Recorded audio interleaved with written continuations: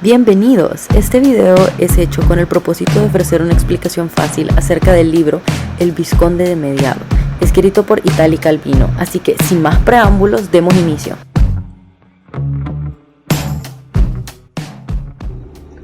Como ya sabemos, el autor de esta obra es Italo Calvino. Este nació el 15 de octubre de 1923 en Santiago de las Vegas, en Cuba. Fue hijo de Eva Mameli, una botánica, y Mario Calvino, un agrónomo, ambos italianos. En 1927, ya en Italia, nació su hermano Floriano.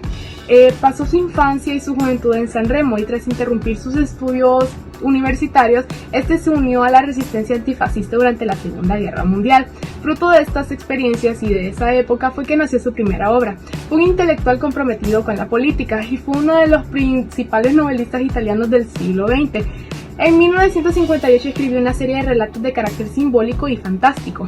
Políticamente ligado al Partido Comunista Italiano, se alejó de este mismo tras los sucesos en Hungría. Se licenció en literatura y realizó trabajos editoriales. Su primera novela, El Sendero de los Nidos de Araña, en 1947, era realista. Más adelante se utilizó técnicas alegóricas en novelas como El Caballero Inexistente y El Vizconde de Mediado, que es de la obra de la que estamos hablando.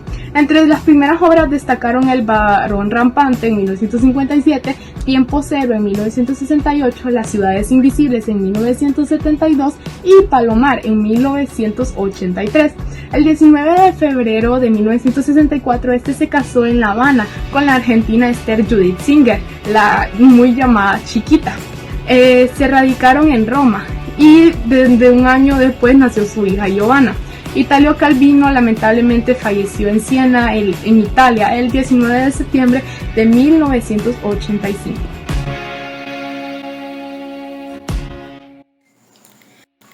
Luego de conocer la biografía de Italo Calvino, les daré a conocer algunos datos interesantes sobre él. Como dato número 1, tenemos que Calvino es considerado uno de los escritores más importantes de Italia en el siglo XX. Número 2, escribió en italiano y todas sus obras que nosotros tenemos son solamente traducciones. Dato número 3, después de servir como miembro obligatorio de los jóvenes fascistas de Mussolini, Calvino se unió a la resistencia italiana en 1943 y participó en campañas en contra del ejército nazi. Número 4, inició su camino en la escritura dentro del neorrealismo italiano. Con un componente social fue evolucionando a la narrativa fantástica con poesía y mensajes alegóricos.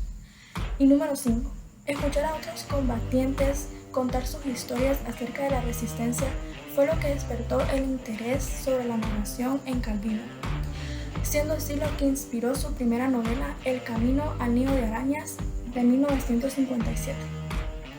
Seguidamente les daré a conocer lo que son algunos datos curiosos de la obra. Para empezar, El Vizconde de Mediado es la primera incursión de Italo Calvino en lo fabuloso y lo fantástico. Este texto fue publicado en 1952 y es el primero de una trilogía heráldica sobre el hombre contemporáneo. Dicha trilogía es completada por las obras El Barón Rampante y El Caballero Inexistente. De hecho, estas tres obras fueron reunidas y editadas en 1960 bajo el nombre Nuestros Antepasados, pues la recopilación aspiraba a ser un árbol genealógico de los descendientes del ser humano del presente, en el que pudieran entreverse los rasgos de este hombre moderno inmerso en su inquietante y compleja actualidad.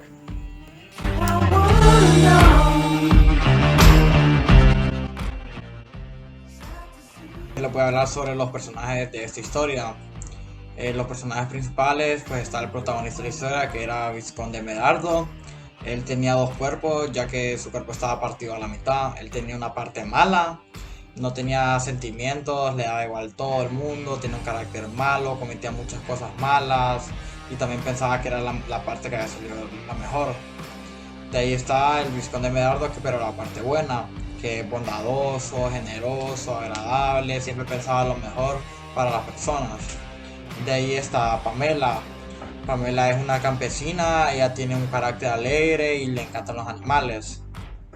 De personajes secundarios está Sebastiana, que ella es de carácter recto y es un poco cariñosa.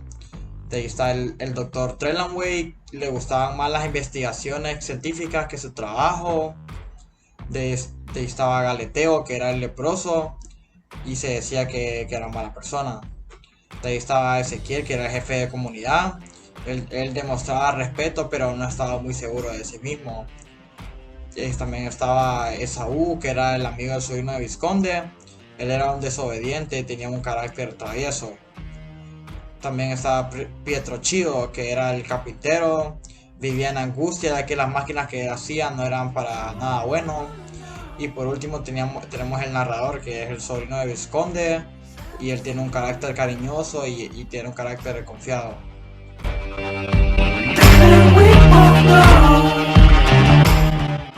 El escritor Diego Calatayud del blog Actualidad Literaria nos comenta cómo esta novela fantástica es una gran obra del genial y reconocido autor Italo Calvino, que nos presenta la historia de un vizconde, que es de Terralba, que es partido por la mitad como resultado de un cañonazo hecho por los turcos, pero en vez de dejar de existir, se multiplica o divide su vida en dos, ya que dos de sus mitades se resisten, están en contra y hacen sus vidas por caminos separados.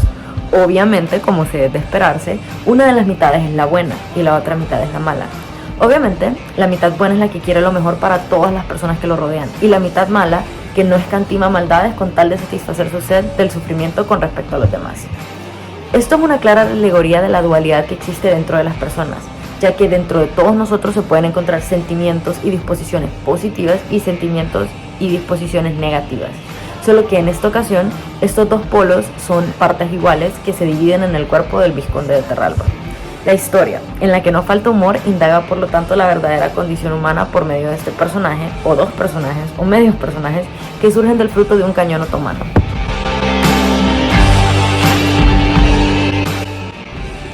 En lo personal, a mí al principio me pareció un poco confusa la obra, pero conforme fui leyendo me fue pareciendo cada vez más curiosa.